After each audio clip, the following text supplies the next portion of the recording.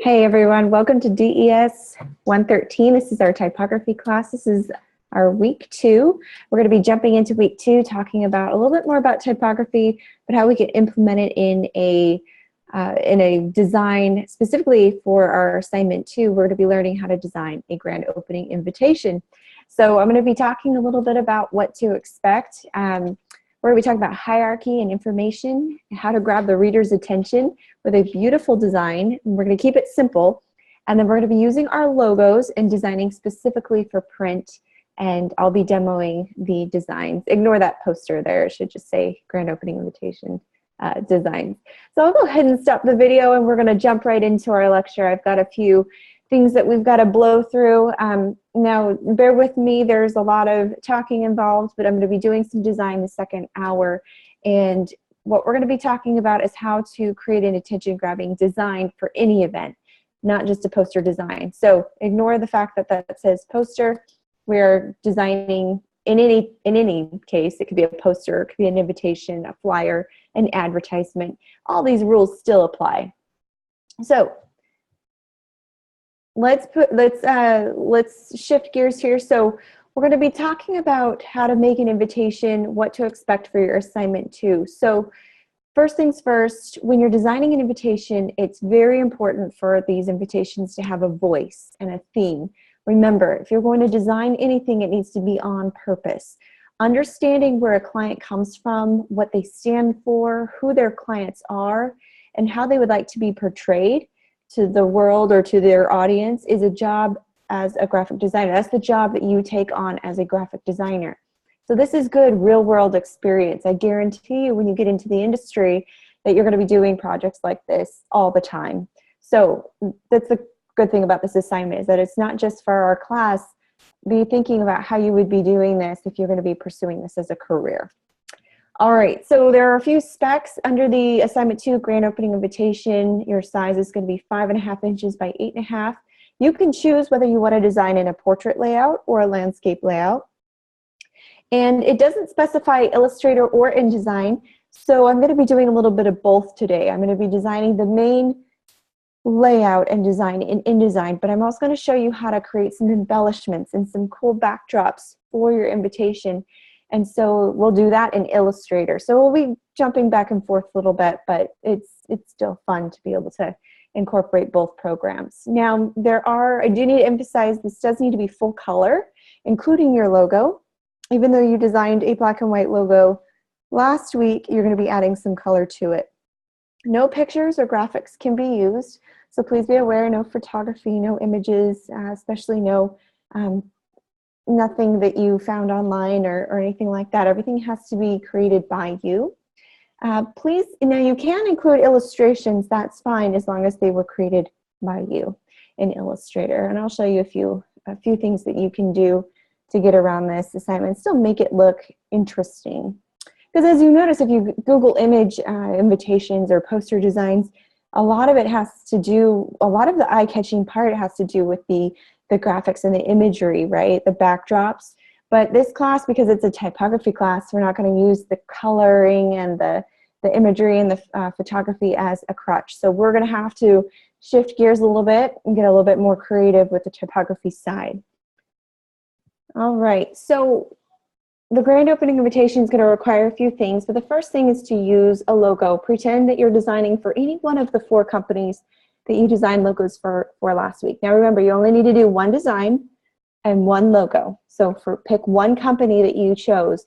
Now, during the grading feedback last week, I might have said, oh, I love this logo, this is my favorite. If I said anything like that, that would probably be the one I'd go with. Or if you want to challenge yourself, you can take one that I had a lot of feedback to give on it, and then I would try to incorporate those changes before using it. You will be graded on whether or not you implemented the changes from last week. So if you didn't receive any feedback at all on your logos and I said they were good to go, then you're in the safe zone. Otherwise, if I had feedback on a particular logo, don't just take the old logo and stick it in the invitation. You need to implement those changes. You will be graded on that. And if there are any questions, feel free to email me. We're having a little schedule change tomorrow. I did want to let you know tomorrow we're having our multi-session instead of Wednesday.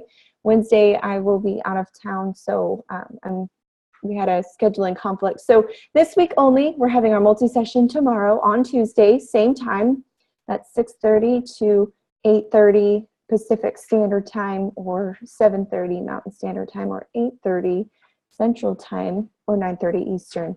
So just make sure that you're aware that the multi-session is tomorrow. I've posted it in the announcements, sent out an email to everyone. Hopefully everyone received it and is checking up on that.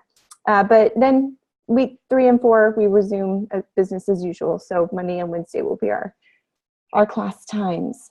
All right. So the good thing about your invitation is you're already given copy to include. The challenging part is that you have to make this copy interesting and you have to make things stand out. You're not given a lot, so if you decide to go a vertical layout or a portrait layout, you're going to need to figure out how you're going to fill the white space and make it not look so empty.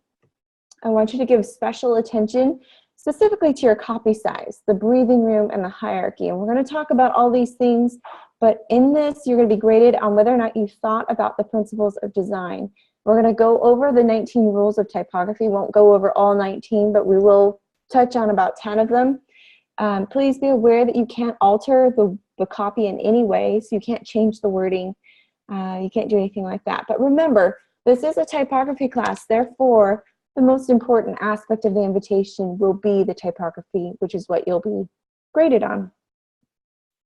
And I highly recommend sketching ideas before you start out, kind of coming up with doing some research so that this is fun, and then putting it into the design software. All right, so I want you guys to have fun with this assignment. It's going to really give you the opportunity to show off your creativity with not only the typography, but also with the overall layout. So I'm excited to see what everyone turns in. It should be fun. Okay, so let's talk about this. How do we create an eye-catching design? Well, there's a few things that we need to keep in mind. Today we're going to be talking about, well, I'll explain how to create hierarchy of information. That's going to be number 1. Then grabbing the reader's attention with a beautiful design, specifically for print. And then we're not going to get into the ins and outs of designing for web, because this is specific print projects that we are doing. But following a hierarchy of information. Let's change the slide. Okay. All right, so basically, I don't want you to stuff the invitation with too much information. Instead, I want you to point readers to where they can find information. And the way that we do that is we usually give them a website, or we give them a phone number to contact for more information. We don't want to have the invitation really text heavy, which is why you're not given a lot of text in the first place to use. So we want to keep it simple. Think more minimalism here. Less is more in this case. But look at this, even this graphic right here, attention-grabbing event poster. The first thing that you notice is the largest element on the page. It grabs your attention right away. That's the headline. That tells you what this poster is about. And then with each following element, everything is given a different size according to the importance that it has. So I want you to pay attention to that. Now, the goals of this invitation is to inform readers about the event. Okay, what's going on? When is it? And what do I need to know about it? Then you want to encourage readers to participate. You want to get them to come, and your design alone will kind of make or break the fact that they do. So the only information that you really need on this invitation is what the event is, the date, the time, and where the event will be held. And also, where can people find more information if they want to go there? And that's the exact information that you've been given under assignment 2. So when in doubt, I want you to follow this hierarchy of information, okay? And I've got this graphic right down here. Expand this for you so you can see it. Oops. There we go. Okay, first of all, name of the event. Look where it's placed. Where is it placed, the name of the event? Is it at the bottom? No, it's at the very top. So therefore, it's the most important information. Therefore, it should be the largest element on your invitation, okay? So the name of the event should be big, bold, it should be completely noticeable at first glance. Largest element on your page, aside from the graphic or the background. Next is the company or the department title. This can alternatively be placed in a smaller font above the name of the event. Sometimes you have the name of the company, other times you have the logo. You can place the logo at the top, but it's usually very small. It's not the star of the show and it's not the artwork. I have a lot of students who are so proud of their logo that they use it as the main artwork because there's nothing else that they can put on their page. And what that does is it completely, how do I say this?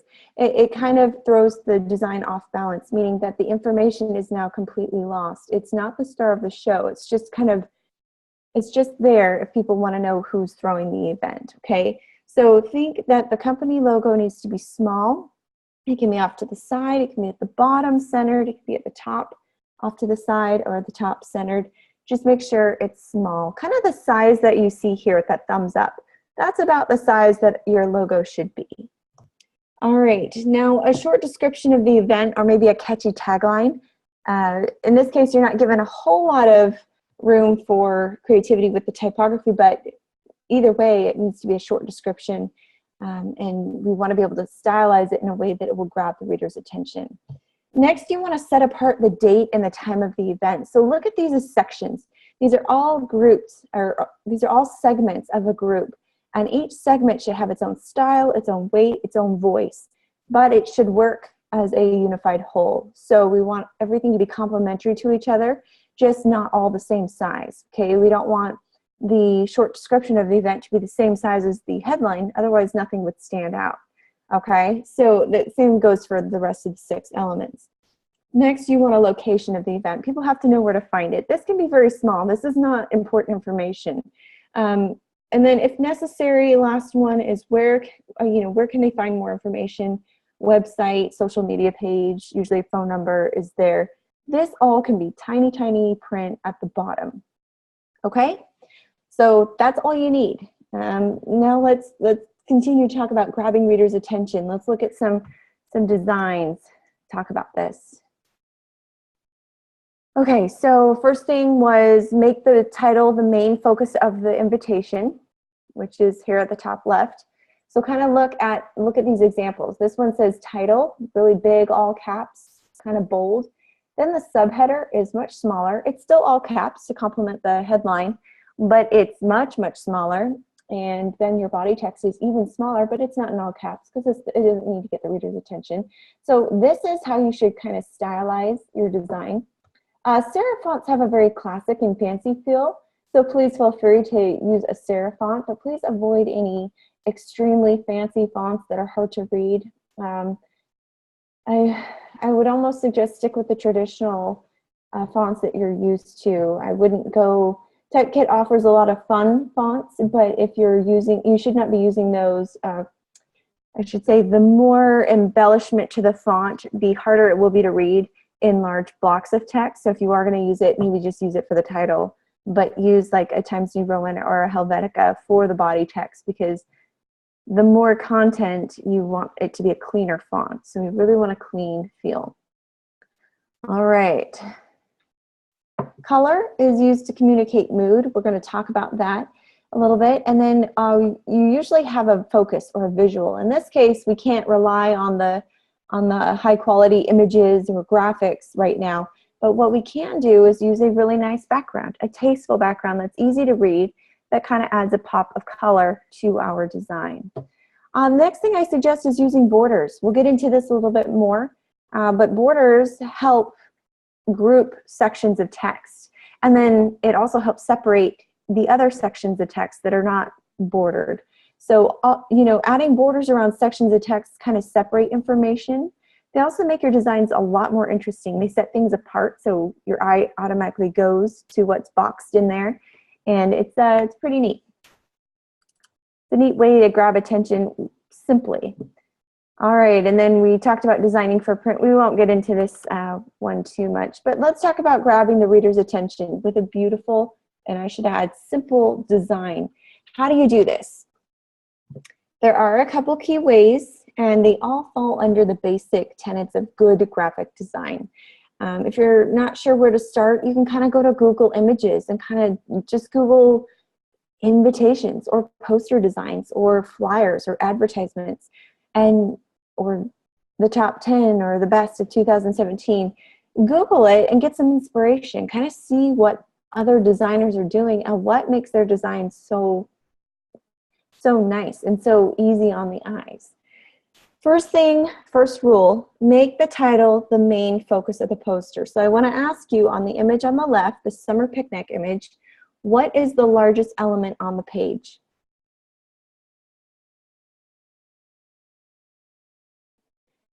It would be the word picnic, right? Or in this case, grand opening for your invitation. Ideally, you want your text title to be readable from a distance. So you want it to be quite large on your page. Don't be afraid to take up the whole top portion of your page with a very catchy main focus on the title. As a rule of thumb, your title text should be about 3 times the size of your subheader and body text, okay? I'll say that again. As a rule of thumb, your title text should be 3 times the size of your subheader and your body text. So in this case, summer picnic is 3 times bigger than any of the other information on the page. All right, so let's talk about the next one.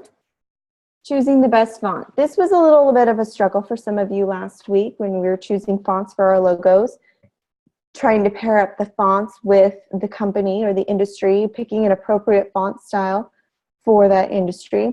The style of font you choose should reflect the theme and the mood of the event. In general, serif fonts have a classic and a fancy feel because they have those little serifs that kind of flow, help the font flow. They have those little embellishments at the bottom of the font, and all serif fonts are different. They're going to have different exaggerations in different places. Sans serif fonts tend to have a more modern feel. Sans serif fonts are fonts sans the serif embellishment, meaning without those little extra embellishments at the bottom of your font. They're basically lean, mean text machines. They are simple, they're clean, and there is no embellishment to them whatsoever. Why is this good? Well, they offer a very clean, modern, contemporary look to the design. A lot of graphic designers have kind of shifted gears towards the sans serif font. There's quite a few out there, numerous actually. Lots of different versions of a sans serif font can be found. Some of the classics are Helvetica and Futura. Those are all excellent. Let's see, what's another one? Galaxy Polaris is a fun one. There's just tons of them out there, and you'll find that designers kind of have their favorite one. But this, if you're going for a clean look, this is probably the best bet. You could, for example, use serif fonts to give, in this acoustic night poster, to give this acoustic night poster a very folksy feel, just depending on the vibe that you want to give. The way that they used it is very tastefully. They didn't use italics in the body text, please note. They used a very clean sans serif font. So for large groups of text, in this case your body text, this definitely needs to be a clean, easy to read font, no questions asked, very simple font. But you can get a little creative with the headline because it's larger, it's only 1 or 2 words. So just keep that in mind. That's a good rule of thumb, is to steer clear of anything with a lot of embellishment for large bodies of text. All right, let's look at another example. You could use the sans serif fonts for a more event-like, like a business conference, or let's say like the bank. If the Bank of Lancaster was doing a grand opening invitation, you could use a sans serif font, and this would give a very modern, contemporary, professional feel. This is a cool vibe for a bank, I would suggest. A little boring maybe for a toy store, but it would still work, absolutely. The nice thing about using a clean cut font instead of something that's frilly and has a lot of embellishments is that they're kind of used interchangeably. You can use them over many, many genres. That's why they're so popular. And they kind of trump any kind of fancy font because those fonts only have a certain time and place, whereas the classic fonts can be used for any company or design. All right, you can also pair up different fonts on your poster, like in this example. Take the example, the Night Market here, which tastefully combines 3 different fonts in the title and subheader. Isn't that neat? And the fact that they've done that adds a little bit of, it adds a really cool vibe to it. As a general rule of thumb, though, I don't want you to use more than 3 different fonts in your invitation. Too many different fonts can really make your design look cluttered, and that's why I only recommend maximum 3. I think 2 is very appropriate. You could even do a very nice a design with 1 font if you used bold and regular or light and heavy. If you use those contrasting font styles within that font family, that would be fine too. Just keep in mind that too many fonts can make it look a lot cluttered and kind of take away from the message. Then it distracts the reader and it kind of does the exact opposite of what you're trying to do. All right, but for, let's see. So the image that you choose should be unique and it should elicit an emotional response from the reader. So in most cases, you'll really want that emotion to be joy or excitement or anticipation, because after all, you're trying to get the reader's attention. And so these are the kind of emotions that you want to elicit with your design. So use one focused visual. Now, since we can't use imagery, graphics, or pictures, what I suggest to you is to create a simple, colorful background that can elicit emotion or excitement, something that will grab attention still. And I'll show you how to do that. We'll go over some demos in the next hour. But if it's done right, it'd be a very lively, very nice, nice poster, which takes us into the use of color. Why do you think color is so important? I've got the fact that it creates mood up here, but why is color so important in graphic design? Yeah, it'd be a little too boring. I mean, plain wouldn't be very interesting. Everything would be the same, so nothing would stand out. So the color scheme that you choose should really reflect the mood of the event that you're promoting. And for example, this poster for a Halloween costume contest uses the classic Halloween color combination, which is the black and the orange. And using a spooky ghost silhouette here, I think readers really deduce that the poster is for a Halloween event before they even have to read the text. So that's why graphics play such a huge part, but also color can play such a huge part, because even without the black silhouette of the monster, the black and the orange automatically gives you that tone, that feel. And so, and people associate these color combinations with certain events and certain things. And so this is how it can help create interest in your design and help further the message that you're designing for. Let's see, this designer also made the design a little bit more interesting by using a very simple design hack. Can anyone tell me what that is? What do you think the designer did? What design hack do you think they used? They tilted the text. Tilting the text is a way to create interest by using a simple design hack. Now, I tell you this, but this wasn't done in an extreme way to the fact that it hindered your ability to read it easily. If you slant or tilt text or font too much, it then becomes hard to read. No flipping upside down, that's too hard to read. Just a slight angle to text can kind of change the overall vibe of the design. So that's something to keep in mind when you're designing, if you want to create some interest there. All right, and to tilt the image or the text, I recommend designing it all vertically, so it's all designed, and then group it. And with a slight rotation to the group, you can shift all the elements. And I recommend doing that instead of designing at a tilt. You design first and then tilt the objects. All right, now if the event calls for it, you can even choose to go without colors, but in this case, we are required to use color, so I won't suggest doing a black and white. In fact, I think it's kind of boring. So if you're given the opportunity to use color, definitely use it. All right, here's another easy design hack that you can use in future designs, maybe not perhaps this one, but is using a semi-transparent color swatch to overlay a color over a background image or design. And you can see this in the bottom right of the slide. Sorry. Here we go. The bottom right image of this slide, it's a picture of Christmas lights, but by kind of putting a transparent color box over it, you put a green transparent box with a slight opacity on it. This kind of changes the vibe, but it also makes the photo a little less busy. So now you can put text over this picture and it's a lot more readable. If they were to try to put their body text over these bright white lights, this will, with their white background or their white font, this would be extremely hard to read and would be poor design. But they made it easier to read by adding some color over their image, and this was a really cool effect. The key here, guys, is not to let the background image clutter up the text in the foreground. It's not the star of the show. Sometimes it is, but in this case, we want our text to stand out because it's typography, right? Typography class. So we want our type to be the star of the show. So any graphic or imagery, or I should say any background color or background effect that you give really needs to be in the background and not the star. So you want your text to be legible and readable.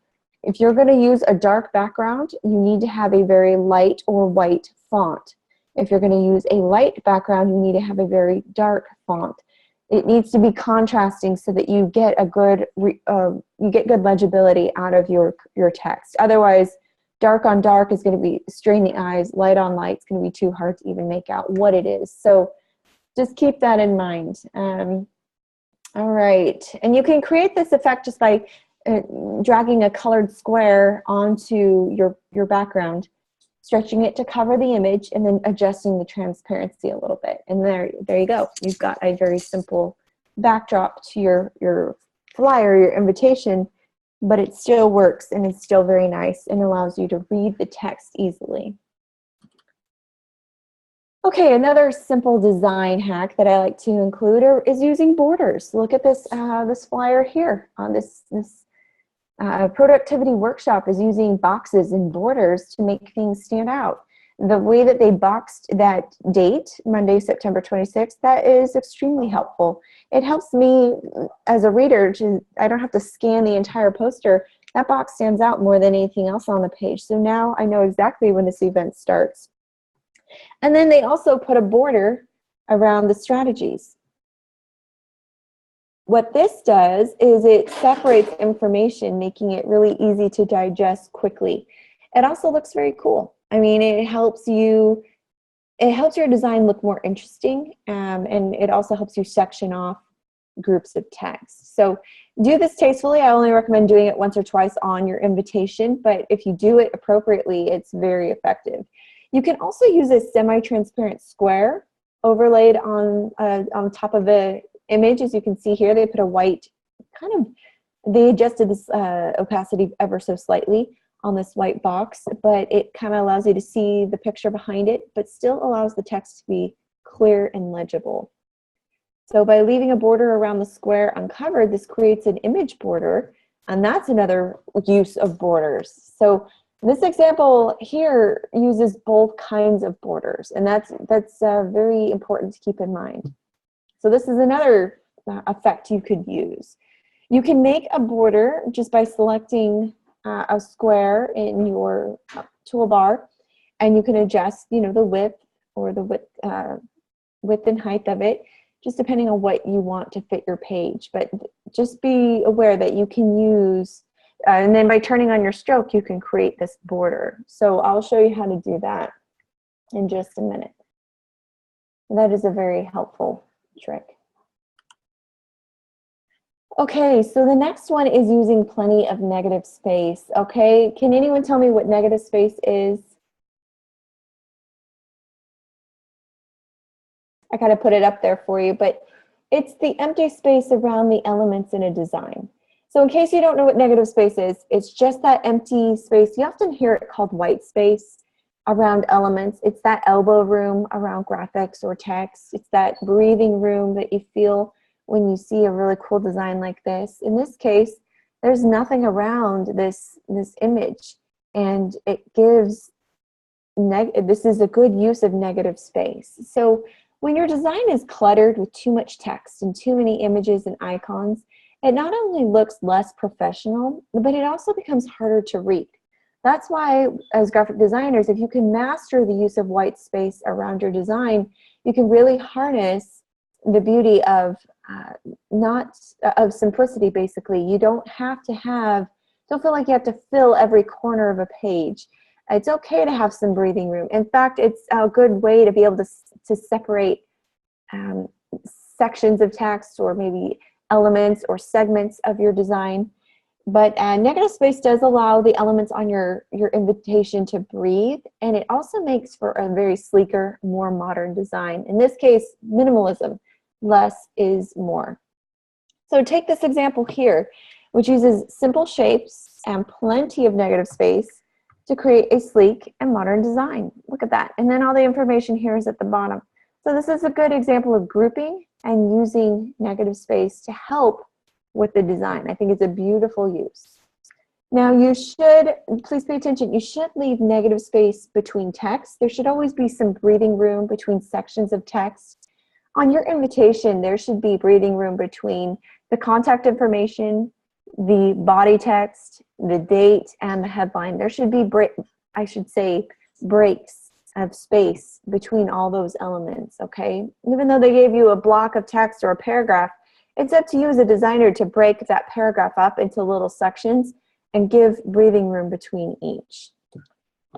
You also want to leave space around the margins of the page, equal amount of space around the margins. Think of like a visible ruler around. You want like about a, I don't know, ½ inch of space around the borders of the page, between the border of the page and your first text box or your first graphic. And then you should leave space between images and text. Definitely give space. They're two separate elements. So you want to portray that by using that negative space. So leaving negative space also means that you'll have to decide which information to keep and which information to cut. Now in this case, we're not allowed to cut the information they've given us, but lucky for you, they haven't given us that much. So all you have to do is format it really nicely. But in the future, as a graphic designer, sometimes you do have to edit and cut off and leave things out for the sake of the design, because too much can be too cluttered. So this is a good thing. Negative space is a good thing. Don't fear leaving some empty space or breathing room. Your invitation will be more focused, and I think more convincing if every piece of the information included is relevant. All right. How are we feeling so far? Okay, so let's briefly touch on this part. We won't get into it too much since we're not going to be sending it to print, but it is important to understand because you will have to learn these concepts in future classes. The next one is designing specifically for print. You'll find that there are two different ways to design, I should say color schemes to design in. If you're planning on printing out anything, whether it's an invitation or a poster or an advertisement, there are some basic guidelines that you really need to keep in mind. So the first one is visualizing where you're going to put your invitation. Or I should say, if you're going to send it out, if you're going to post it online, or if you're going to print it. Either way, you need to be aware of the medium that you're going to be using. Second, you're going to want to design the invitation for a standard paper size, but in this case, they've given you a standard invitation size already, so you're already good with the specs. But the third is using CMYK colors. Why do we need to use CMYK colors for print? Anyone know why there's two different colors for print? Certain colors won't turn out right when they're printed. And I know it's very frustrating. That's why it's important to use the right color palette from the get-go, okay? So depending on whether you're designing for web or for print, you need to be able to make sure you're in the right color sphere. Okay, so you just don't want to get too attached to a design that just won't translate properly into print. So you design this awesome, really cool neon colored design in one of your programs, and then you send it to print, it looks really dull and very dim. And that's probably because you were designing in RGB versus CMYK. All right, CMYK colors stand for cyan, magenta, yellow, and black, because when they're all combined, they create this black color. Printers use CMYK colors so to ensure that your print job looks the way that you intended it to.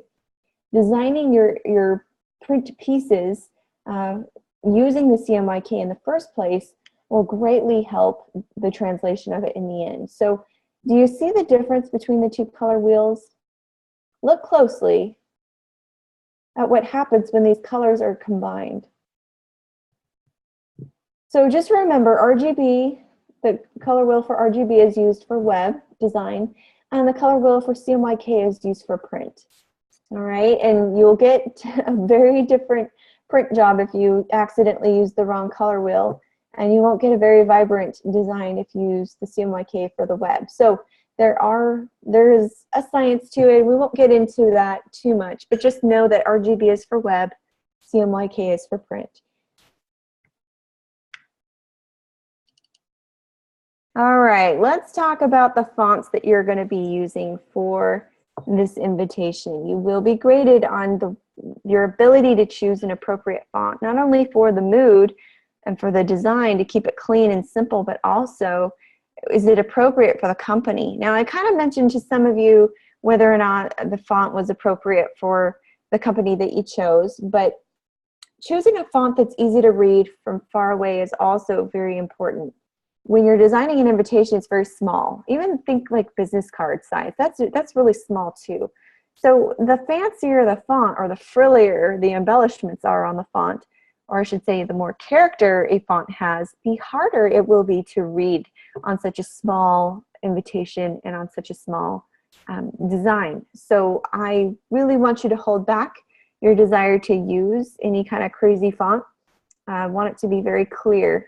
Now the no's are, if you find yourself in this area, please steer clear of fonts that resemble this in any way. And then the yeses are fonts that I think are approved. I know you may be tempted to use Comic Sans for a party invitation, but please restrain yourself. You are a professional, so hold yourself back from using those fancy curly whirly fonts. They're really hard to read and really hard to read on such a small design. So I want you to challenge yourself to avoid them. Now, you can use this image to kind of help you decide whether or not you should use a specific font for your design. You kind of see the difference between them? You're going to have plenty of options for nice fonts that reflect the theme of your event. So don't fear that. I just think that it's very important to keep it clean, and basically less is more in here. So I don't want to see Comic Sans used whatsoever. Avoid those fancy curly fonts, please. Also, the size of fonts is going to matter. So you don't want it to be too small. You don't want it to be too big. People really won't be able to read it that well if it's not at least a good size font. Especially your headline should be very noticeable right off the bat. All right, let's talk about exporting in the right resolution. So we're not going to talk about pictures, but please keep in mind if you were to use imagery, blurry pictures are very annoying when you're printing, and you want to make sure you're doing it in the right resolution. But what we're going to talk about today is exporting bleed marks. Bleed in printing is when you have an image or an object touching the edge of the page, like you see here in our example on the left. When you design a poster with an image that's flush with the edges of the poster or the invitation, your printer will automatically leave a thin white line around the edge of the paper. This goes for anything that you print, whether it's a business card, a flyer, an advertisement, a picture. If you don't have an even bleed around the edges that kind of bleed to an extra edge of the page, then when they crop it, it will either be uneven or you will have an odd white edge of space on your design that wasn't there in the first place. So when your document has a bleed, it needs to be printed on a larger sheet of paper, and then it's trimmed down to your size so that it gets everything in there. Now, because of this, you want to make sure that you design well within the page. You don't want text touching the edge of the page. You don't want graphics or imagery necessarily touching the edge of the page. You want it to, backgrounds and that kind of imagery can extend to the edge of the page, but your text needs to be well within your page. See the words with bleed? Those are well within the margin lines and the bleed lines. Giving this space will prevent text from being cut off, because that tends to happen too. Okay, so now if you're printing your invitation, there is no white margin around the edge. You have to set crop marks, and we'll show you how to, I'll show you how to export at the end of our demo today, but these are going to designate whether the design ends on the page so that you can crop the poster after you print it. So that's going to play a very important part in your design. Okay. All right, so let's talk about Helvetica. Let me see if we need anything else. I think we're good. Okay, so before we jump into this, I just want to let you know that this is your opportunity to get creative. Invitations are not only a great way to inform people of upcoming events, but they're also a great way to introduce more visuals into the workplace. And so I want you to think about how you can incorporate typography and choose an appropriate font that's going to help get your message across. So it might seem like a lot of explanation for just one invitation, but once you've made a couple of these and you've kind of absorbed this information, these tips will really come intuitively to you. You're going to get a lot of practice with them, especially when you go out in the real world. And when you are working in the industry, you're going to find that as you study what other designers have done, if you study templates, if you study, go to Google Images and kind of look at different customized invitations, you'll kind of see how other designers interpret this assignment. People are going to notice your snazzy designs, you know, popping up all over the workplace eventually. And so this is going to be a good, fun introduction to what you'll be doing when you're really out there. Okay, so we're going to shift gears here and talk a little bit about Helvetica. I love this font, and I really encourage you to try to use it and incorporate it in your invitation design. It's clean, it's classic, and it's really universal because it can be used for several different companies, different kinds of industries. And I don't know if have you guys seen the movie, Helvetica the movie? Did you know there was a movie out there based on a font? I believe it's more documentary style, but I'm going to show a little clip for the trailer. And I just wanted to show you guys because I think this is kind of fun and give us a little break in what we're doing. So let me pull it up.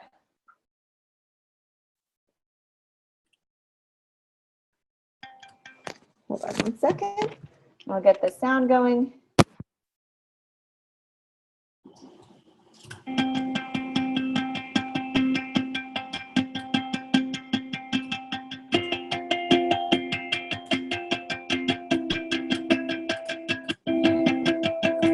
One second. Sorry, I just realized you can't see it.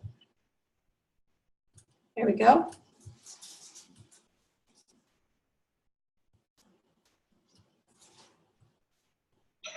All right, let's try this again.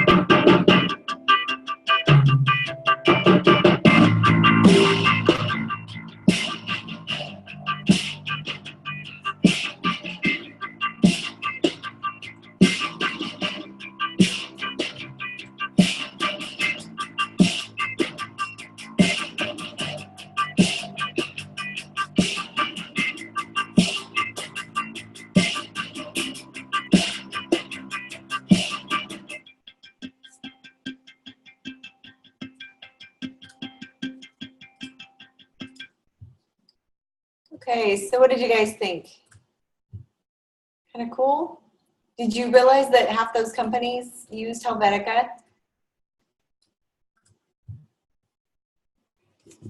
Some of the companies, I don't know if any stuck out to you, but some of the ones that stuck out to me were Jeep, Sears, Target, iTunes, Gap. I mean, those are some big companies. Greyhound Bus uses Helvetica in their logo. BMW. I mean, these are some huge, large companies that have been around for ages. Yet somehow they all look different. And how is that?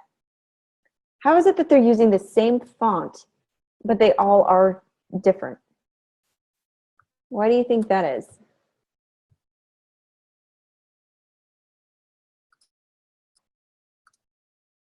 I think one of the reasons what makes basically what makes a graphic design very effective and can be different and unique by still using the same kind of classic font is just the way that it's styled, the creativity behind what you're doing. It's usually people who are breaking the mold. I love the Sears logo, for example, because what they did was they incorporated negative space between the actual letters themselves. And so that gave it a completely unique look. And so I love the fact that you can explore this a little bit and look at many companies across the board who use the same font in their logos, yet they all stand out and they all are different. And the designers who designed for these companies all kind of created a different effect on the font itself. So think about that and let that kind of resonate a little bit. Also, I think this would make a huge, I think this would make an excellent topic for your research paper this week. You're supposed to pick a font. I suggest picking a very well-known font, a font that's kind of been around for a while. I believe they've given you a list of some classic fonts that there's information out there on it, but Helvetica you could probably find basically an unending amount of information for because it's been around for so long. It's been used in so many different mediums. So I definitely recommend kind of researching this one. This would be a very interesting one. They even made a movie out of it, so you can't help but gravitate to this. All right, are there any questions before we move forward?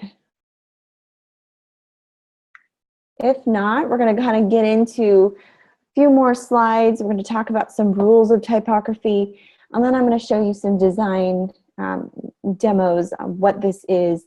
We're going to talk a little bit more about tracking, a little bit more about leading, and I don't know how you felt that I believe it was assessment one. I don't know how you felt how assessment one went, but you did have to implement tracking and leading, so it looked like the majority of you got the hang of it. I mean, you know how to implement tracking and leading, so the line spacing and the letter spacing, it's hugely important, and you need to do it tastefully, but knowing how to do it is the first step.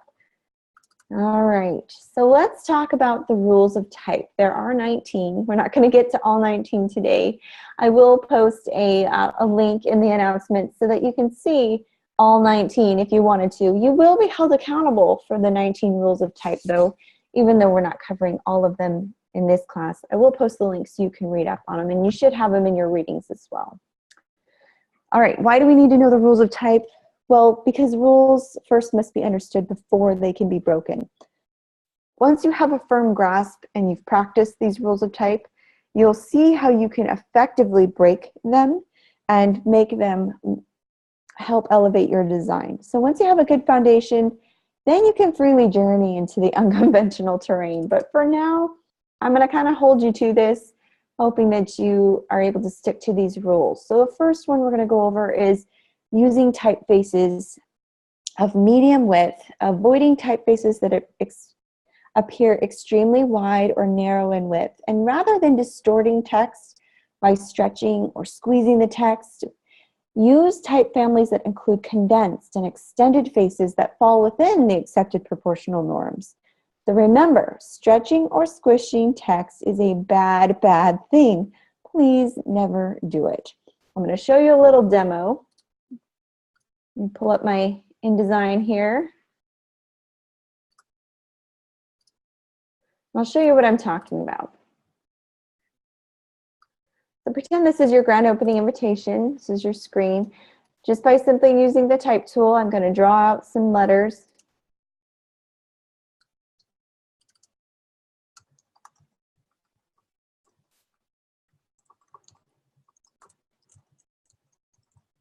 Bad, bad, bad. All right. Now I'm going to use Helvetica for example. I'm going to use this regular font. All caps. All right, now I want to widen this font. How do I do that? If you're in InDesign, you can simply hold down, if you stretch your text box, you will squish or stretch. But if you hold down your option button, your shift option button, sorry, you can expand it without stretching or squishing it. Let me try that again. Let me explain that again. Holding down Shift, Alt, or Option will help you be able to expand your text, make it bigger.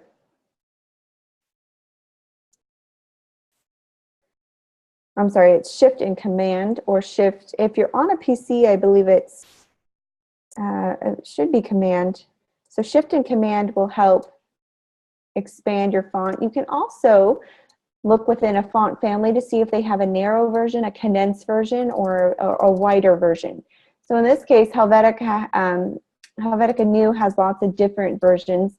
So if I go to Helvetica, you'll see that it has a condensed version.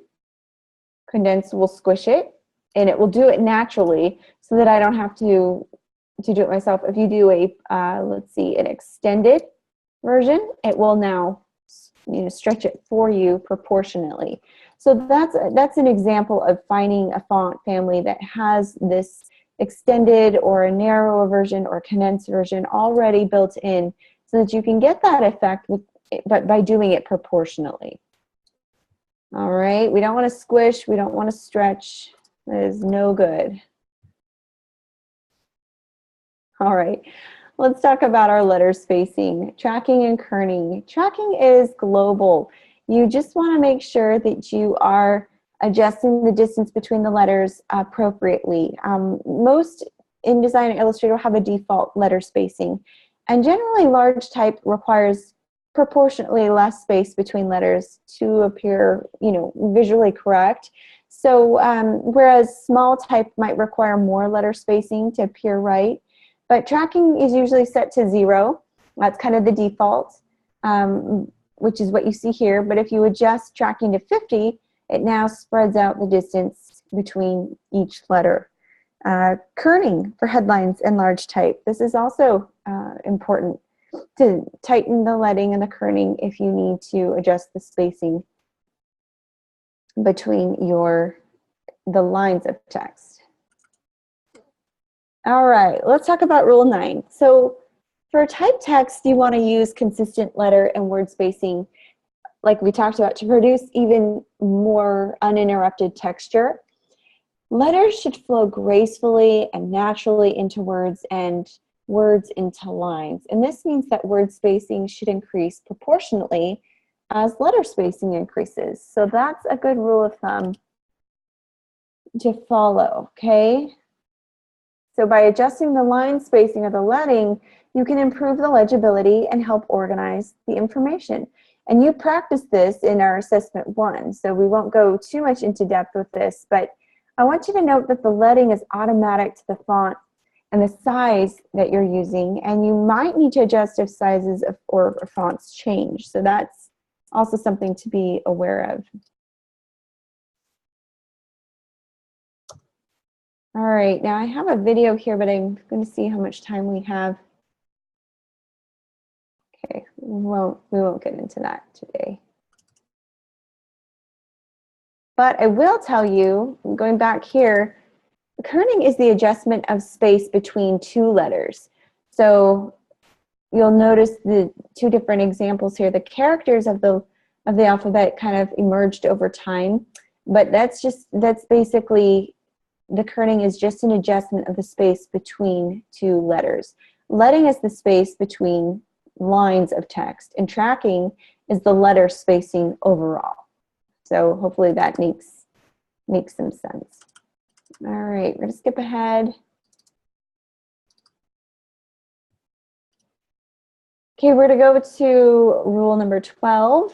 So for optimum readability, we're going to start talking about alignment now. Use a flush left, ragged right type alignment. Although in special situations, other type alignments like flush right or ragged left, centered, and justified are acceptable, and trade-off is always kind of a loss, but slightly in readability. So intentional exceptions to this rule can create emphasis and guide to reading rhythm, but for the most part, I really want you to stay focused on using a flush left for your design, okay? I'll show you, there is a video, IU video for that, but I don't think we're gonna have time to get into that, but let me show you real quick a demonstration. I'll pull this same thing up here. You kind of played with alignment a little bit.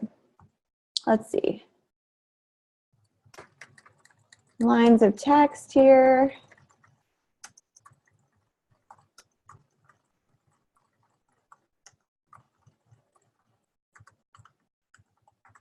All right. So a flush left means that on the left-hand side, it all lines up correctly. Whereas on the right-hand side, you have staggered, the ending of each line ends at a different place. So it's a little bit more ragged, hence the ragged right, left justified. Another alignment is centered, okay? You can do an aligned center or aligned right. This is an aligned right, right justified with a ragged left, meaning they end at a different place. Now, if you were to use your justified left alignment, it might not create as good of an effect. It kind of spreads out letters unevenly, unnecessarily. So I really recommend avoiding that. Just use your left alignment. And this left alignment with a ragged right is the most appropriate use for bodies of text. All right, let's go back. So as you can see here, the left alignment provides good legibility. The justified alignment creates weird gaps and spaces between each letter. Even the spacing of the letters themselves get messed up and it's uneven. So I recommend staying away from justified alignment. Center alignment is okay, but not for your entire invitation. Try to avoid that centered alignment look the whole way through. But right alignment is also, if it's tastefully done, is a good way to kind of segment parts of your design. Okay, so this is an example of horizontal alignment where everything is horizontally aligned. Lines of text are lined up correctly with one another across the board. Even though they're in two different columns, if you were to stretch a ruler, these lines of text would line up appropriately. Vertical alignment is the text that's aligned with the top and the bottom margins of this page. So you have your big vertical headline, but the body text below it is aligned with where it begins, and that's important too. The edge, so this text is aligned along the top edge. This text is aligned along the left edge. So think rulers and guides, and I'll show you how to do that in InDesign. We'll just keep going back and forth real quick. With your text, you have these ruler bars here on the left and at the top.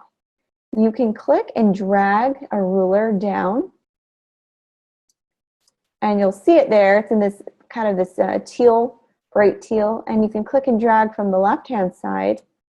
And with your smart guides turned on, you'll be able to see your rulers and your guides. This will allow you to line up your boxes and every other element underneath it with that on that same vertical alignment, okay? And you want everything to kind of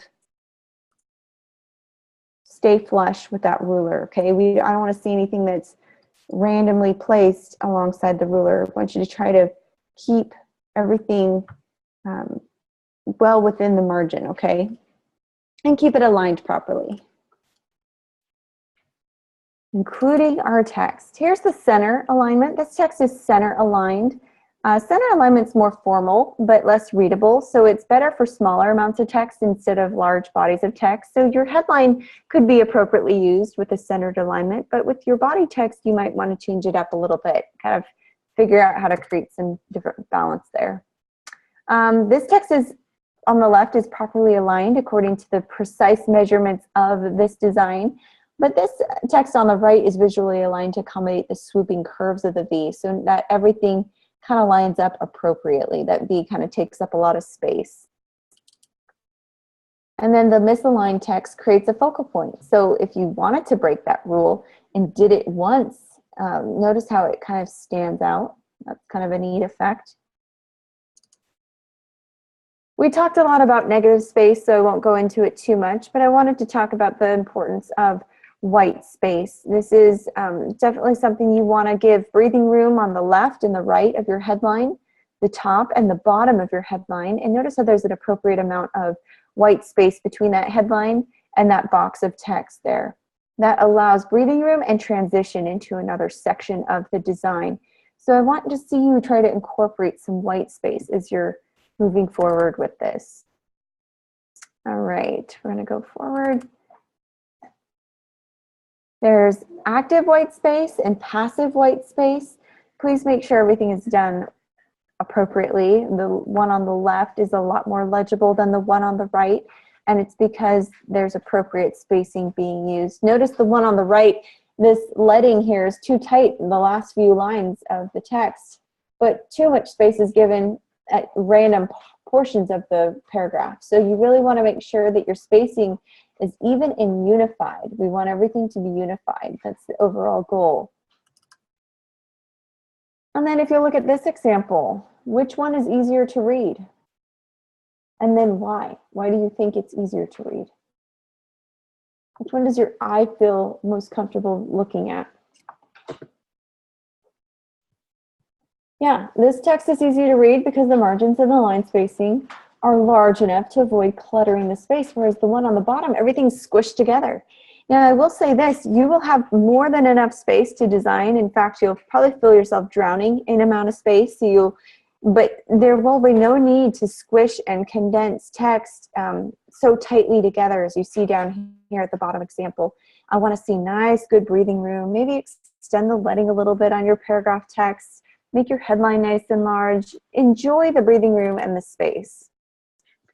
All right, let's talk about Rule 10, and we'll go to our 10-minute break. Use appropriate line lengths. Lines that are too short or too long can disrupt the reading process. Now, you're given a very small paragraph of text. I'll show you how to design it in an appropriate way. As the eye travels along overly long lines, negotiating the text line really becomes difficult. Have you ever gotten an email where the text just runs on and on and on from left to right, and it doesn't have proper line breaks? This is kind of what I'm talking about. It just becomes difficult to read. So you want those appropriate breaks. Left justifying your alignment will really help with this. Reading overly short lines also can create choppy eye movements that can kind of tire and annoy the reader. So when you're working with text, a maximum of about 70 characters, maybe 10 to 12 words per line is thought to be the most acceptable. So if you are creating your own line breaks, consider the content and the emphasis created. You don't want to create it at odd parts of your design like we saw in this example under the passive white space. If I want to, and then there's a break, add more break or reduce the amount of white space in my design. There's too many inappropriate breaks, line breaks there. All right, we won't get into this. Let me just explain, if you ever hear me say there's a widow, you will be graded on this. It's a very short line, usually one word, or maybe the end of a hyphenated word at the end of a paragraph or a column. A widow is just that kind of dangling word. An orphan is when you have a column of text, and this will become especially important to you in your final project, but it's a good practice to use. Orphan is when you're using columns of text, but you have that kind of stray line that wraps to the next column. You really want to figure out how to get that line to be with its family, okay? We don't want just a random line there. One way to do this is to adjust tracking or widen the width of your text box. Okay, so Rule 15, avoid these widows and these orphans whenever possible. And the other rule we talked about was be mindful not to use too many different typefaces at the same time. Do you remember the rule? How many are you supposed to use? What's the rule of thumb? No more than 3, 2 is best. Okay, the main reason for using more than one typeface is just to create emphasis, or maybe to separate one part of the text from another, but you do not need to use it more than that throughout your design. Kind of like this one. Adequate contrast in style, weight, and personality can really kind of help you achieve your goals. In this case, they're using 2 different ones. The italic is very hard to read, so I don't recommend that one, but the fact that they've contrasted it with a very contemporary light font style with a sans serif font, it does add some visual interest to the page, but they've only used it 3 times. They've only used it tastefully. They didn't do the whole thing in that font. All right, well, we're going to stop here and we are going to take our 10-minute break and then we'll come back, finish up a few slides and jump into the design.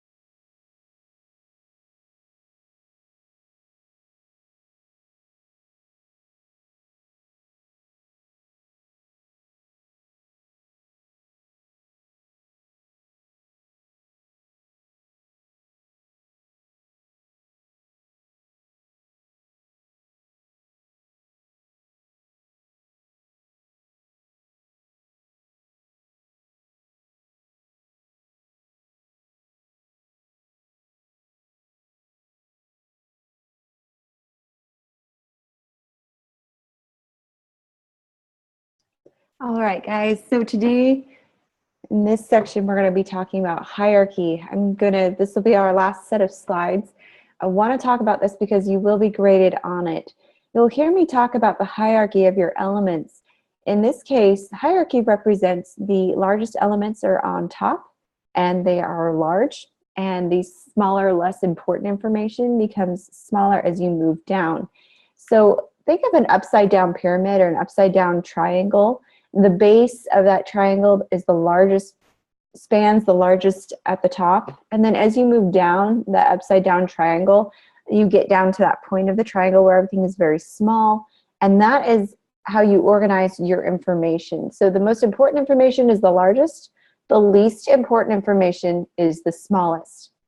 And you can see this, the hierarchy organizes and directs the reader by grouping together elements, and it creates a focal point of interest, but it also gives you visual hierarchy. This guides the reader effortlessly through your design from beginning to end. So I want you to keep that in mind.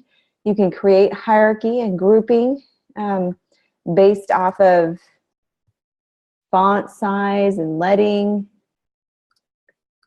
And I'm going to see if we have time for this video. Let's look here. Yeah, let's take a look at it real quick.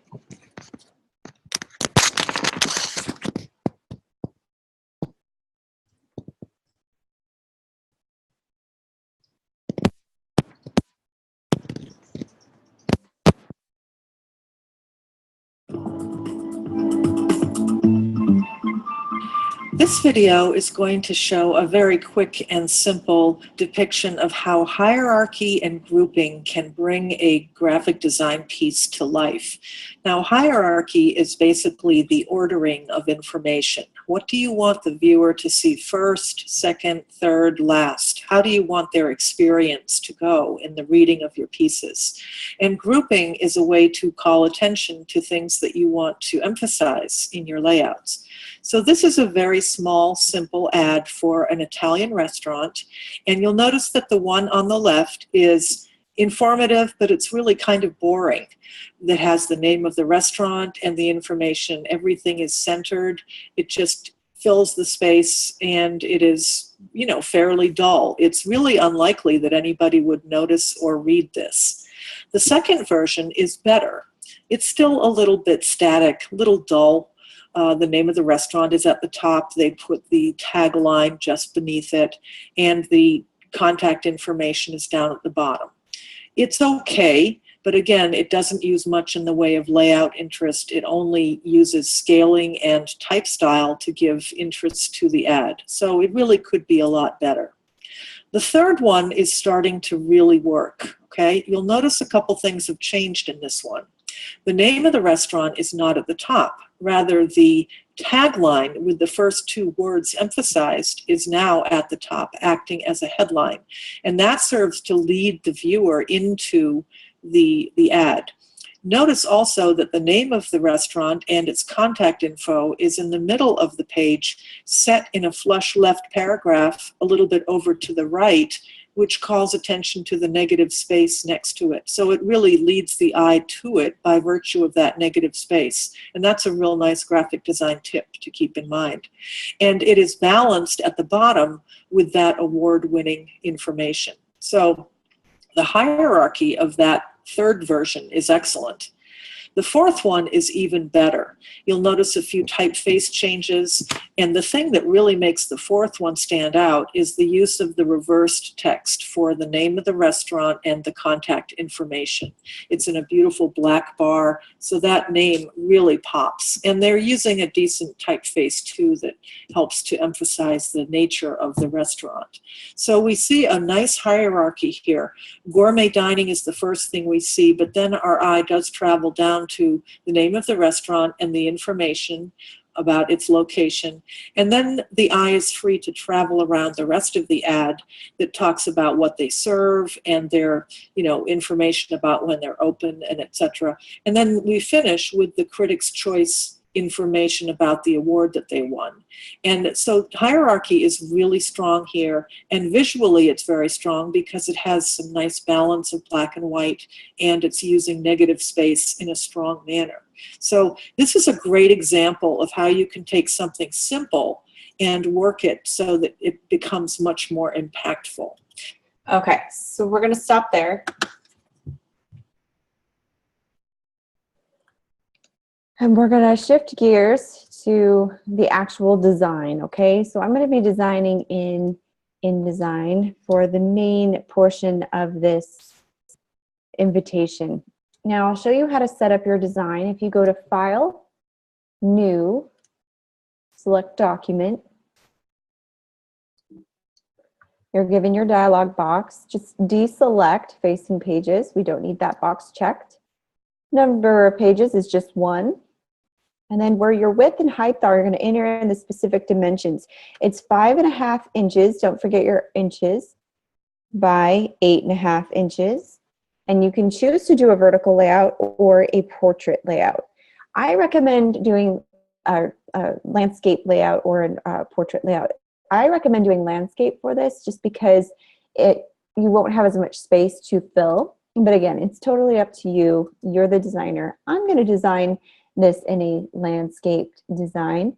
And you don't have to worry about columns or anything like that. If you set your margins to 3 picas, this is probably going to give you a lot of space so that your text, you're not tempted to bring your text out over the edge. So this purple box is your margin line, and this gives you more than enough room to contain your design in. So then if you hit OK, this is your design. So now I'm going to go over to assignment 2 on the course homepage, and I'm going to grab the text. You're given copy to design. And when you place the copy in here, it's just all one block of text. The struggle and the challenge for this assignment is to take this block of text, break it up, and make it look visually interesting. So I'm just going to move this up here or off to the side just so that it's off my page. First thing that I want to do is create a grand opening style flyer. Now, I liked the one that we went over in our class today. That summer picnic layout was kind of a neat one. It was simple, and it also used visual hierarchy in a very appropriate way. So I'm going to design from that. That's going to be my inspiration. Now, you're welcome to search Google Images and look for invitation designs and find one that really speaks to you and the vibe that you're trying to go for, depending on the company that you're designing for. And you can kind of go from there. So what I'm going to do is I'm going to grab my toolbar, and I'm going to grab my type tool up here. I'm going to grab a box here, and this is where you are cordially invited to and the font that I'm going to use, I'll use a serif font. In this case, I'm going to use Minion Pro, and I'll use a regular. Okay, and then at the bottom, I'm going to keep this in a separate box. The reason being is because I'm going to format my headline to be quite large. See the size of my box? And notice how I'm staying within my purple margin line as well. This is going to be the next line of text, grand opening. And I'm going to make this extremely large. To add contrast, I'm going to use a sans serif font. I'm going to use Helvetica today.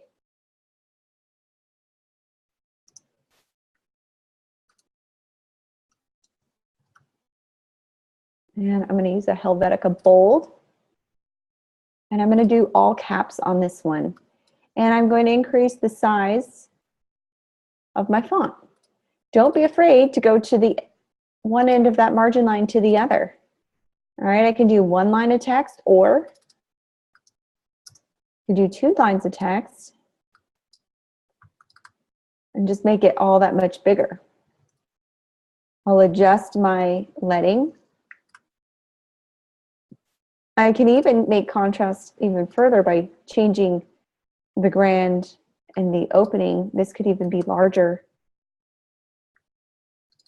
I'm giving myself a little bit more space like that.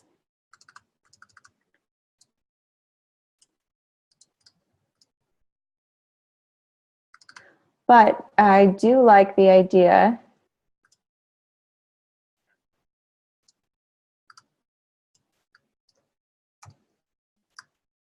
I don't like that touching, so we'll keep it like that. I will keep this like this. Keep it bold. So you kind of have to play around with it. So we'll keep it like this. Grand opening is going to be nice and big. And then you have text of our new store, branch, or location. You get to choose. So I'm going to choose of our new store. Draw another box. And I'm going to use my eyedropper tool to copy that exact same font and size as you are cordially invited to. Okay. Now what I'm going to do here,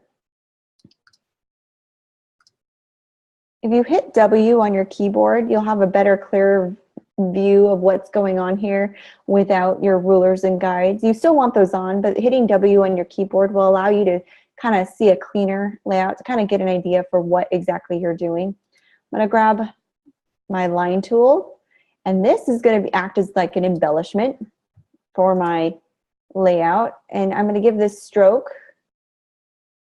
I'm just going to do everything in black and white for now until I can nail down my design. I'm going to make a copy of that. You can either hit Command C, Command V if you're on a Mac, or Control C, Control V on a PC, or you can hold down your Alt Option button, and when you see your arrow turn black and white as you do a double arrow, that means it's ready to copy whatever it is. You just click and drag the item.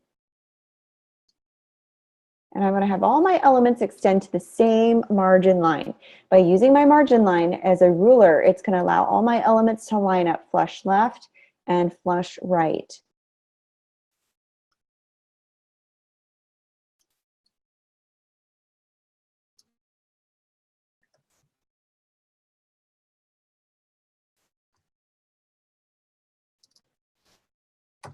All right.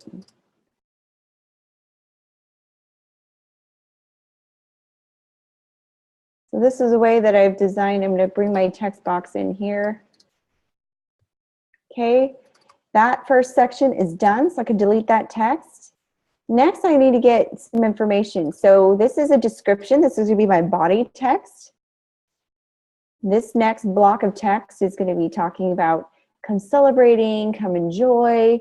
It's going to talk about Christina Aguilera. That's kind of an A-list performer. So you could highlight this information if you wanted to. This needs to be slightly larger than what we have up here. So I'm going to up the font size.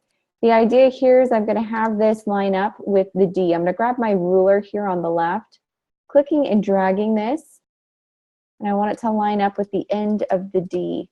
Now you can either extend your tracking, or you can extend the size of the font. In this case, I'm going to use this. I'm going to copy this. I want everything to be the same. I'm going to even bring this line in.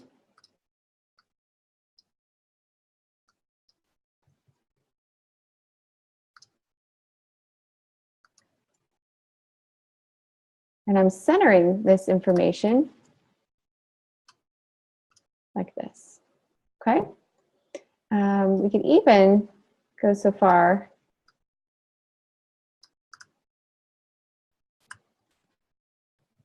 Yeah, I like that. Okay.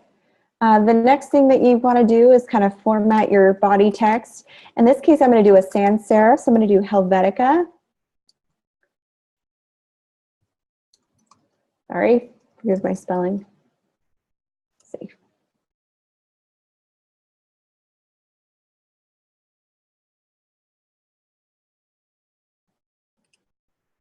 Doing some thinking, give it a moment.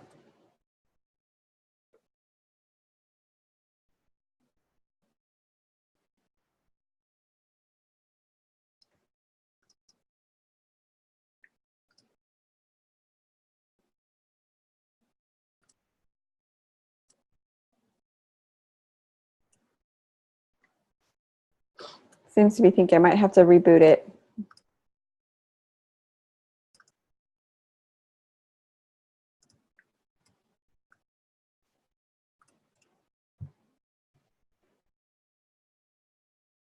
There we go. All right, there we go. Sorry, it was thinking. Okay, so for this, I'm going to do a sans serif font. Oops, Helvetica. And I'm going to do a regular font on that. And then because I used 18-point font on my subheaders and I used a 100-point on my grand opening, I could even make grand opening a lot larger so it extends. Or I can adjust the tracking so that it extends to the edge of that line there. But I think it might be better if I just find an extended version of this font.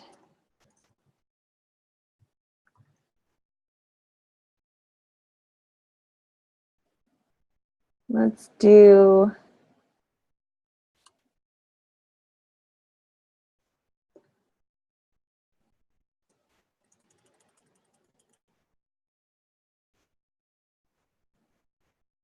go. Now I'm going to need to adjust the word grand. Give it a little bit of breathing room. If it disappears, it just means that you need to expand your box a little bit. Make sure this line ends where it needs to. Give a little bit of breathing room here. All right, and then everything will kind of be shifted up a little bit.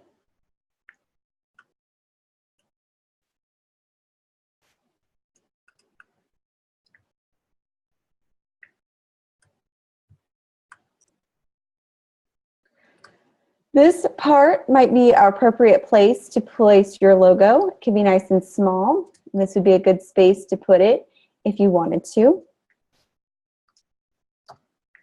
But for this one,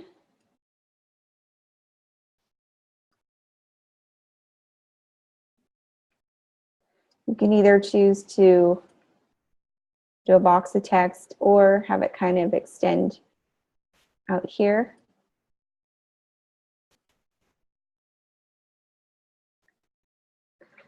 You can do a lot of different things. The example in the video showed how there was like a bar of color going across. This is one way to use some color. Oops. And then you could, to set it apart, make this reverse text by using some white. That's one way to make it stand out. You can do that, or take off that bar of color and kind of see what other information is. I will tell you, this must be 21 or older, seating is limited. This is all information that can be at the bottom. Call information. This can all be at the very bottom, going across. And to divide each one, I'm going to put a glyph here. First format the text to be, it can be serif font. I'm going to make this extremely small because it should be. And then between each one, I'm going to go to my type, glyphs, and I'm going to find a little circle that I can use to divide my text. And I'll show you what I'm talking about in just a minute.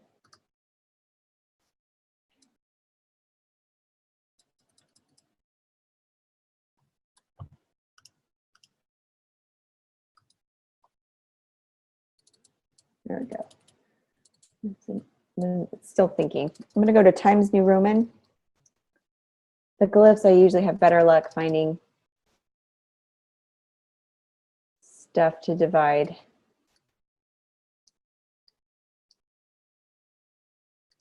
Hang on. InDesign is deciding if it wants to work today. There we go. Okay, so in this case, you could use something like this. but I like the solid black dot. If there's anything else that I could use, but I like this solid black dot. So by double clicking it, it will show up here. Now I can adjust the size of this dot to stand out, be a little bit bigger.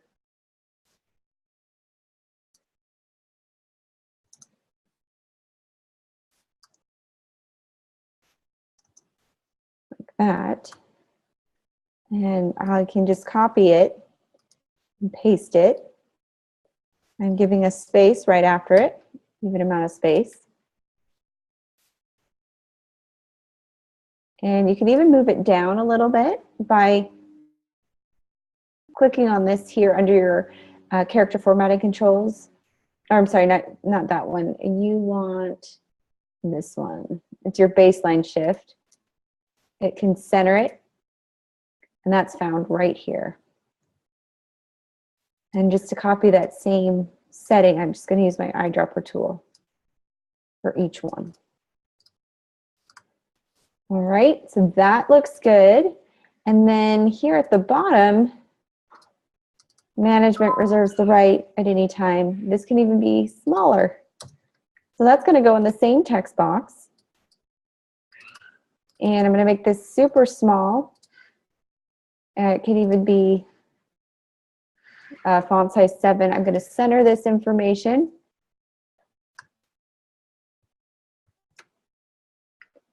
Or you can keep it the same font size.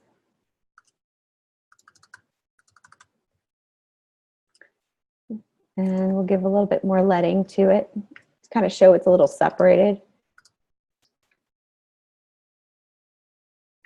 Okay, kind of see how it's coming together. I don't necessarily like the centered look, so perhaps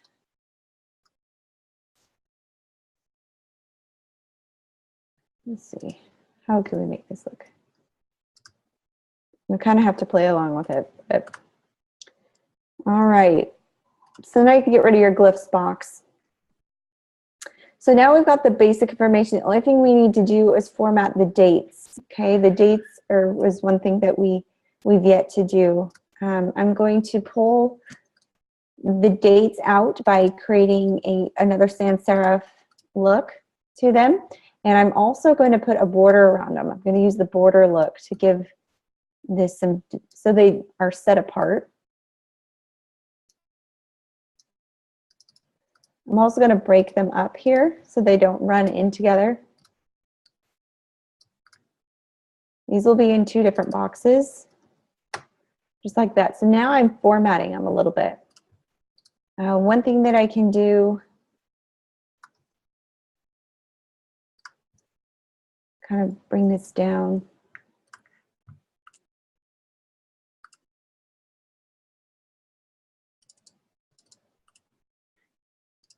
Okay.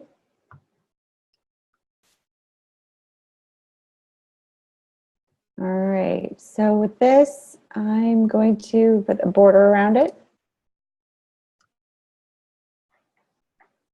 And I want even amount of spacing around the left, top, bottom, and the right sides. This one I'm going to add a stroke. And by doing that, this will allow me to now center the items or move them over a little bit.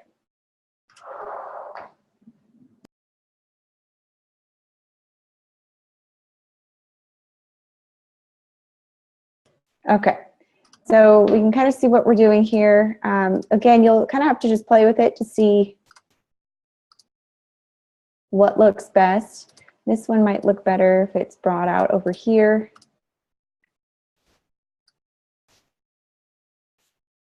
There we go. And then this might look better if it's, I don't know, I kind of like it off to the side. You even kind of have it line up with the call information. Okay, so that is kind of a way to do a basic one. Now we've got to add color and interest to it, okay? Now, what I'm going to show you is going to be in Illustrator, so we're going to stop what we're doing in InDesign. We're going to shift gears to Illustrator, and I'm going to show you a few demos on how to add some visual interest to your assignment. We're going to start with creating a starburst, or maybe you might have heard them as called vector sun rays, but I'm going to show you a very simple way to create vector sun rays. All right, let me get set up here, close out of my other boxes. Okay, so first let's open up Illustrator. For this tutorial, it doesn't really matter how big your artboard is, it's just kind of fun for the tutorial, but you want to get your ellipse tool. So I'll move this over to the side here so you can see how it's done. And you go to your shapes tool, click on the ellipse tool right here, and kind of just click and drag a circle like that.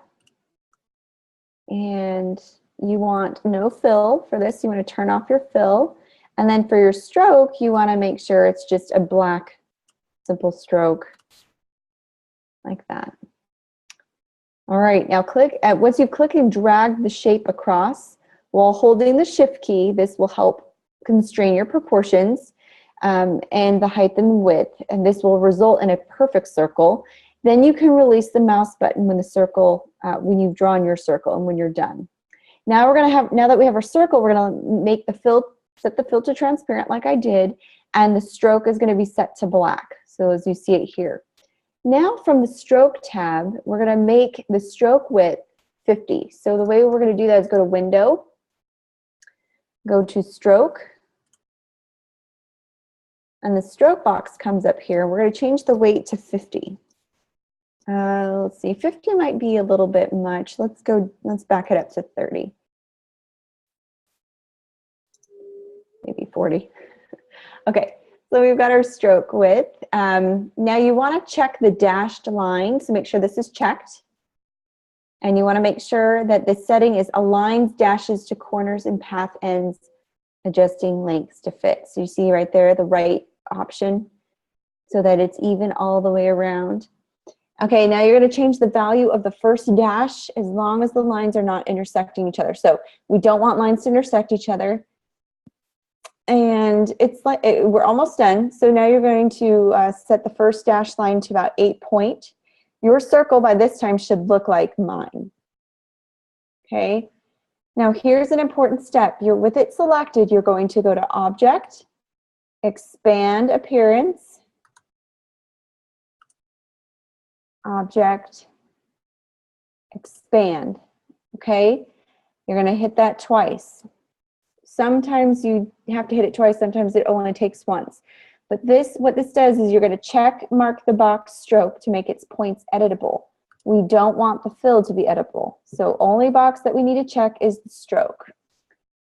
When you're done with that, you're going to hit OK and watch what happens. Now each individual vector ray is its own vector. Okay, so before now what we're going to do is we're going to hold the warp tool down. You'll have to find it. Let me see, right here. Or the width tool. I guess the width tool is the one in front. And you're going to click on pucker just once. Or I'm sorry, double click on the tool pucker. This brings up your pucker tool options.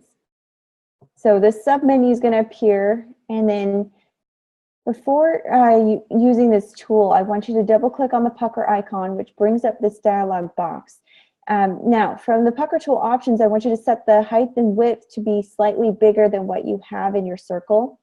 And it's going to be hard to tell what that is. So we're going to kind of have to gauge. And they need to be even. So because we want it to be a circle. So width and height have to match. And intensity should be set to 50%. Angle is 0. Simplify to 50. I want you to show the brush size. You hit OK. This is not going to work. You don't want your circle to be larger. You basically want your circle to be larger than the interior points.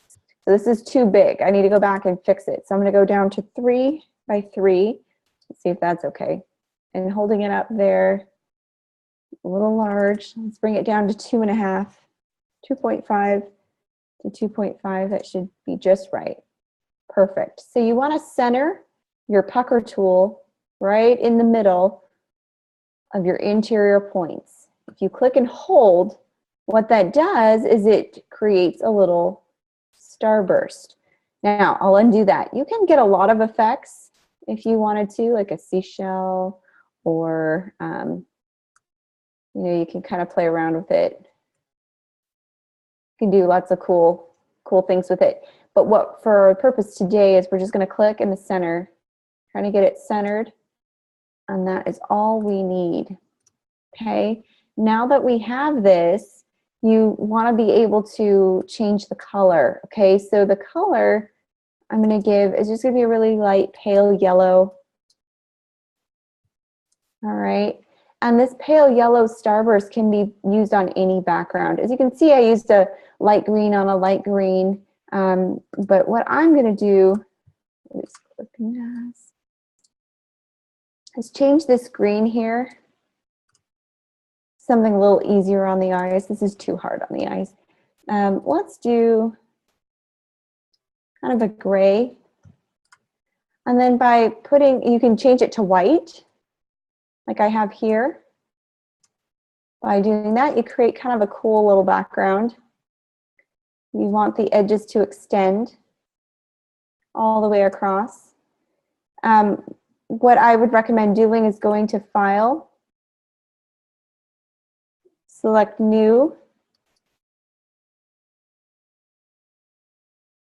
and you want to enter in those same dimensions that we did for InDesign. You want a 5.5 by 8.5, and we're going to create a starburst for our backdrop. So you hit OK.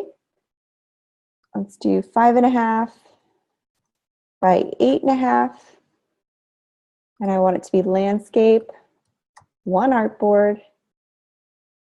I want this to be CMYK, hit create.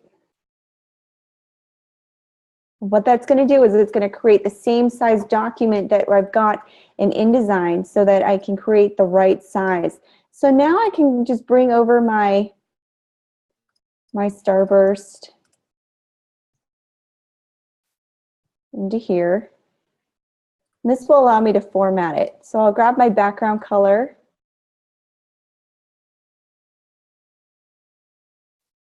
You can kind of see where I'm going with this.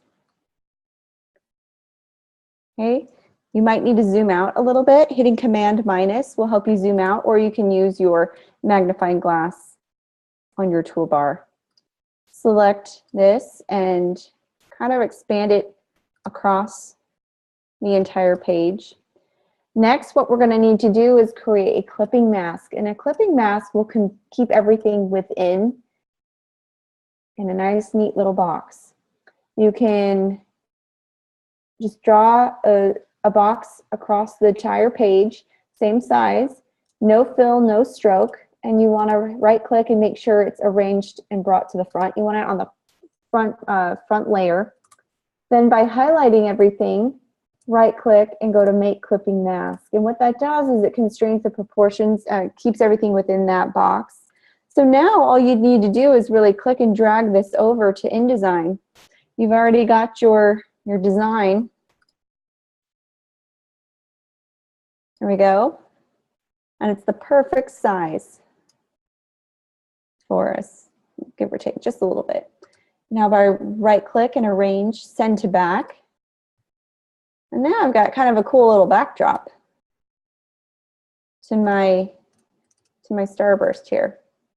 Okay, so that's one way to do it. I can even lighten this up by changing the opacity a little bit. Doesn't need to be too dark. And that's one way to do it as well. Okay. You can even go and change the color of this to something a little bit more interesting. By double clicking your fill box, you can change your color picker.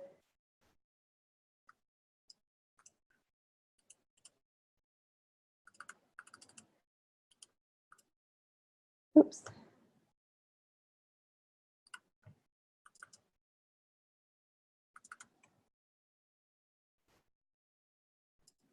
Let's see. You can change the color of this. something just slightly more interesting. Oops. Sorry, I'm going to go back to InDesign.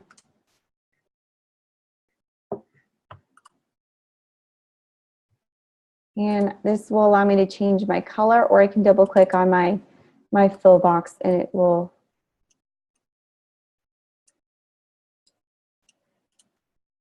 see that is too light on the background. So I'll just stick with the black. That's fine. Now for the border, you can add color, splash a color with your logo if you wanted to place your logo at the top right. Also, you could just left justify this and then shift everything over, right, like this. So it all lines up together. This is another way to lay it out. So everything's left justified. And then you could place your logo here at the bottom right. This would be a great place to put it right here. This would be your logo.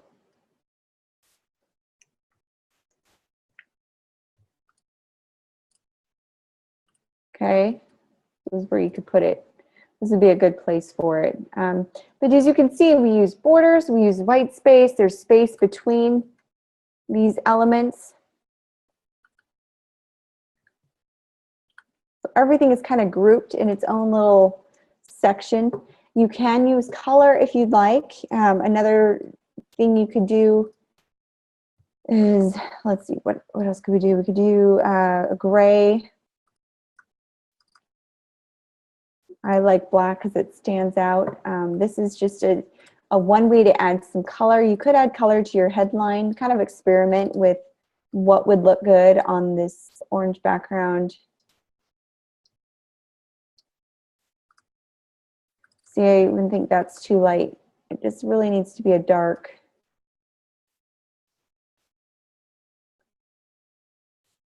color to stand out over that background. But I'll let you experiment with color. This is basically how you lay something out. Now, if we were to export our file, say you're done in InDesign and you want to export it, you just go to File, Export. You want it to be PDF print. Give it a name. This is your assignment 2, and then it tells you what to name it as. Save it somewhere, and then it will bring up this Export PDF box. You want to check smallest file size. If you were sending it to the printer, you'd want high quality print, but for upload purposes, so it's a fast upload and a quick download for me, click smallest file size. And then down here, you're going to just want it to say page. That's fine. Go to marks and bleeds. It's like 2 down. You click on all printer marks, and that is all you'll need to know. Hit export, and it will create your PDF for you. And I'll show you what that looks like here in just a minute. Actually, we might not have time to pull that up, but I did want to show you one other trick to layout InDesign. A little trick up my sleeve here. A way to create some visual interest. And this can all be done in Illustrator. All right. So creating an embellishment. This is a simple way to create some interest to your page. A lot of designs use banners and flags and tags and lots of icons to kind of set information apart. And I'm going to show you how to create a simple embellishment that you see here. So first thing you want to do is grab your rectangle tool. And we're going to create a little banner. And for this one, I'm going to go ahead and do black and white. No stroke. We just want a black fill. And then you can choose to draw another little square here, same size. And then we'll want to create, if you click on your star tool, click once, and you want only 3 points because we want a triangle. It'll create a triangle here for you. And you can use your Pathfinder tool to do this, or you can just do it kind of manually. What you're going to want to do is rotate your triangle. When I hover over the left or right anchor points, whether it's top or bottom. You'll notice how my mouse changes to this curved arrow. And 1 second, I just realized I need to switch over. Apologize. So I'll do this over again so you can see. Grab your rectangle tool. Set the fill to black, no stroke. Draw a little square here at the bottom. And then if you click on your star tool, click once on the artboard, that'll pull up the star dialog box. You set the points to 3 and hit OK. It should give you a triangle. When you hover your mouse over the left or right corners, you'll get this arched arrow. And what this means is it will allow you to rotate. If you hold down Shift, it will allow you to rotate evenly, an even 90 degrees or 45 degrees, okay? This is good. Want to rotate it all the way around. Now I'm going to kind of put it in the middle there. I want it to extend from one end of the square to the other. Now you can either choose to set it to let's see, let's do white, so you can see what we're doing. You can change the shape if you'd like. That's kind of a neat way to create the banner. You can also make it a little bit more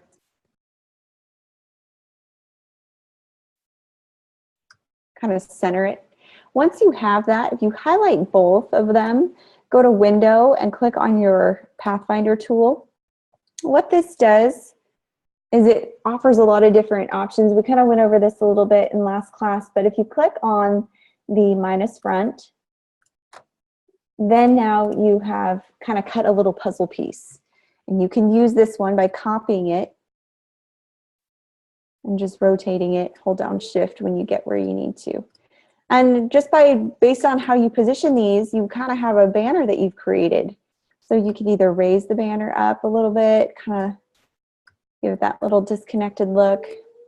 But this is a neat way to incorporate into your design. Another thing that you can do is use dotted lines, and let me show you in InDesign. If you were to use this banner, just hold down Shift.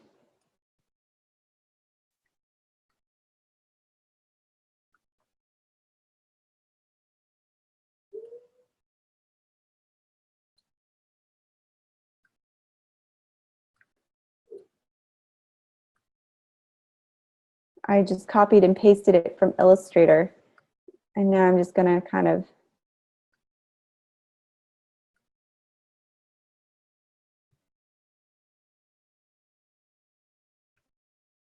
make it nice and small up here.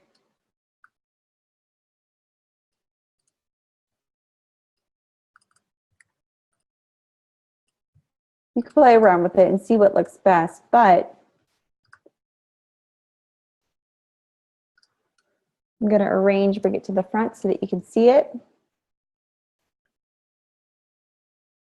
This also adds some visual interest. I'm just going to make it smaller until it fits inside the banner.